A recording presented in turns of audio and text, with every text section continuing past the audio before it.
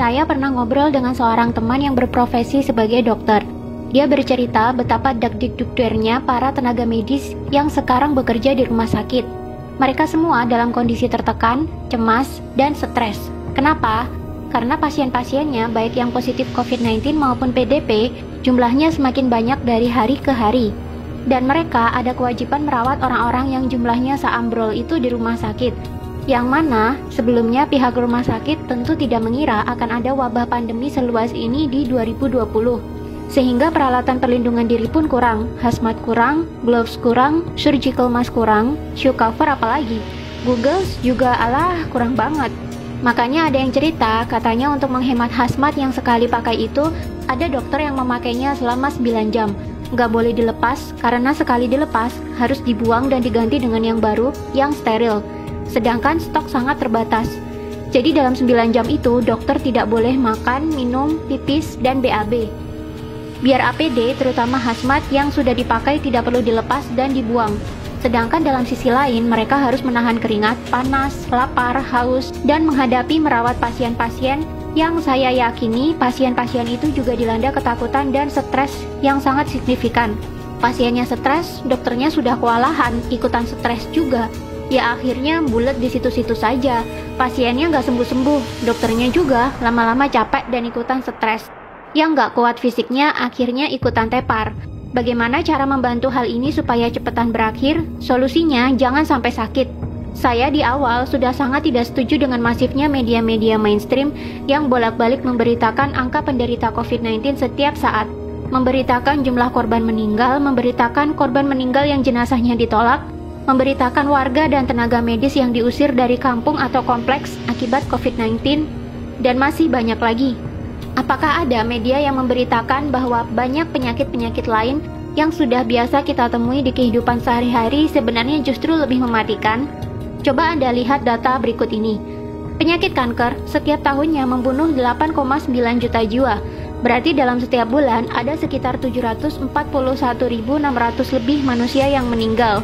COVID-19 sejak jadi pandemi hingga April 27, 2020 membunuh hanya 198.842 jiwa saja.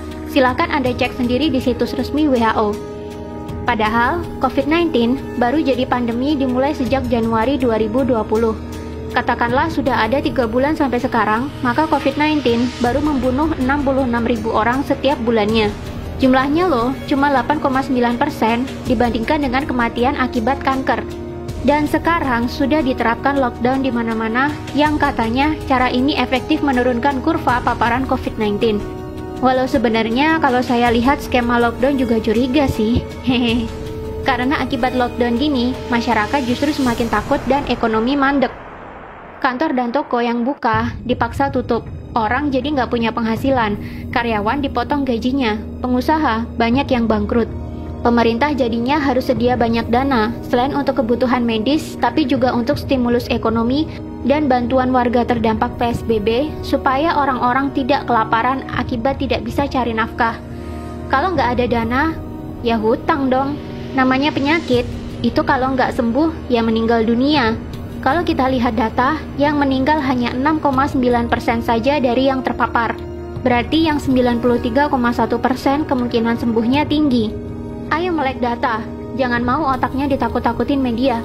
Media memberitakan COVID melulu, akhirnya cuma menebarkan kekhawatiran dan ketakutan. Orang yang khawatir, takut, was-was, sistem imun tubuhnya malah turun. Akhirnya malah kena penyakit macam-macam. Kalau dia bolak-balik melihat berita COVID, dan dia jadi khawatir dan stres karena COVID, dia bisa saja malah kena COVID-19 sungguhan. Sistem imunnya kalah sama ketakutan dan stres. Jadi bagaimana solusinya supaya kita nggak sakit dan nggak merepotkan tim medis? Yang pertama, matikan televisi. Nggak usah nonton televisi kalau beritanya COVID melulu. Masih lebih mending kalian nonton drama Korea, walau sambil nangis-nangis kayak kecipratan bawang merah. Alihkan perhatian kalian ke hiburan-hiburan lain yang lebih menyenangkan. Nonton video-video satisfying di YouTube kek, nonton Panji Petualang kek, atau menghalurian nonton travel vlog di YouTube buat obat piknik kek. Yang kedua, selalu berpikirlah untuk happy. Happy is the key. Harus bahagia. Berkomunikasilah dengan orang-orang yang positif. Tontonlah acara humor, bermainlah dengan kucing kesayangan, bermainlah dengan anak kalian yang masih unyu-unyu, pacaranlah dengan istri. Romantis-romantisan sama istri bisa bikin hormon kebahagiaan naik loh. Sistem imun juga ikutan naik. Yang ketiga, berpikirlah bahwa kalian selalu sehat. Jangan izinkan pikiran takut sakit sedetik pun mampir di otak. Ganti doa kalian yang semula, "Ya Allah, jauhkan kami dari wabah ini," dengan "Ya Allah, sehatkanlah fisik dan mental kami, supaya kami selalu happy dan bugar." Ingat ya, kata-kata yang sering keluar dari mulut, walaupun doa sekalipun, bisa masuk pikiran bawah sadar. Walaupun ada kata tidak atau jangan di depannya, tetap itu adalah kata-kata negatif. Kata-kata negatif ya negatif. Masuk ke otaknya jadi negatif. Jadinya tubuh dan lingkungannya meresponnya juga negatif. Misalkan kalian doa, "Ya Allah, jangan ada virus di rumah saya." Malah virusnya datang beneran. Beda dengan, "Ya Allah, tolong jaga rumah ini tetap bersih, sehat, dan nyaman untuk saya tinggali bareng keluarga."